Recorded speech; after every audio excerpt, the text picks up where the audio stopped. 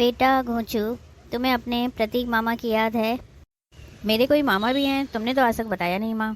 वो इसलिए क्योंकि वो मेरे पिताजी की नाजायज औलाद है, इसलिए हम उसके बारे में बात नहीं करते हैं। तो आज उसके बारे में क्यों बात कर रही हैं माँ जी आप? तुम चुप रहो बहू, तुम केवल सुनो। वैसे प्रश्न तो सही है इनका भी माता जी। आज आप क्यों बात कर रही हैं? जब आपने अभी तक उनके बारे में बात नहीं की तो आज आप बात क्यों कर रही हैं? ये बेटा कि आज उसका फ़ोन आया था मेरे पास, वो हमसे मिलना चाहता है। नाजायज? मामा जी, नाजायज क्या होता है दादी? जिनका कैरेक्टर खराब होता है और औलादें पैदा हो जाती हैं उन्हें नाजायज कहते हैं। तुम चुप रहो बहू, मैं इसलिए इसके सामने कोई बात नहीं करना चाहती घोंचू। तू उसके बिना कोई बात ही नहीं करना चाहता। पर माँ, उसका भी तो कहना सही है। वो तो नाजायज की परिभाषा समझा रही थी, तुम तो आगे बोलो। तुम्हारे मामा प्रतीक अमेरिका चले गए, वहाँ जाकर वो पैट्रिक हो गए और अब आज 20 साल बाद वो अपनी सारी संपत्ति मेरे नाम करना चाहते हैं। और तुम मेरे इकलौते बेटे घोंचू हो, इसलिए मैं वो संपत्ति तुम्हें बांटना चाहती हूँ। संपत्ति कितनी है माता जी? 400 करोड़ की संपत्ति है बेटा, वो हमें देना यानी मुझे देना चाहता है। पति क्या होती है दादी? बेटा तुम चुप रहो बहू, तुम्हारे घर वालों ने ना संपत्ति देखी, ना ही शादी में कुछ दिया, ना ही कभी कुछ देते हैं, इसलिए तुम क्या जानो कि संपत्ति क्या होती है। आगे बताओ माँ, तो हमें क्या करना होगा संपत्ति लेने के लिए? हम सब दुबई जा रहे हैं, वो हमें दुबई में मिलेगा। दुबई में? दुबई में क्यों? ये पूज्य मामा ससुर जी दुबई में रहते हैं तो वो दुबई में ही तो मिलेंगे। क्या बेटा, पैसे में कितनी ताकत होती है। बहू को एकदम पैट्रिक मामा ससुर जी कहने लगी। वाह क्या बात है।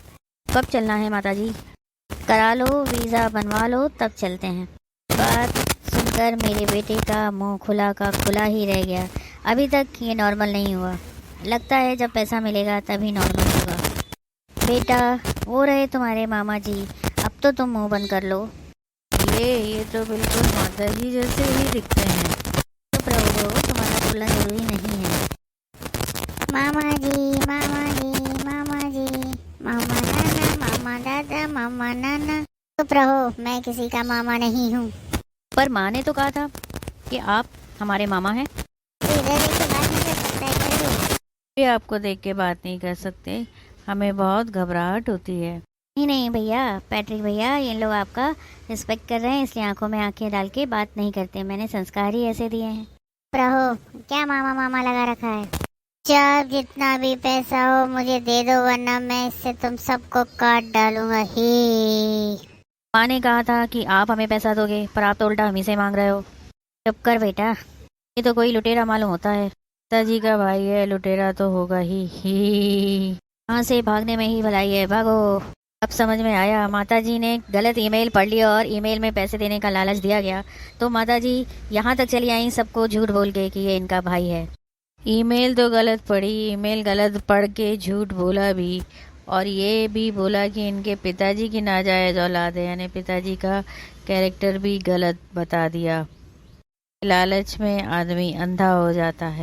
चुप रहो तुम लोग, पैसे का लालच तो तुम लोगों को भी था। हाँ, मेरी गलती थी कि मैं गलत ईमेल, फर्जी ईमेल के चक्कर में आ गई और यहाँ दुबई तक पहुँच गई। लगता है इन सब में मैं ही अक्लमंद हूँ। ना मैं ईमेल देखता हूँ, ना मैं ईमेल समझता हूँ, ना ईमेल में पढ़ता हूँ, और ना ही इस तरीके से उल्लू बनता हूँ।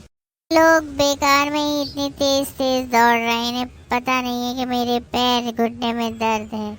मैं इनके पीछे दौड़ ही नहीं सकता। हाँ, पास आ जाते तो मार के पैसा ले लेता।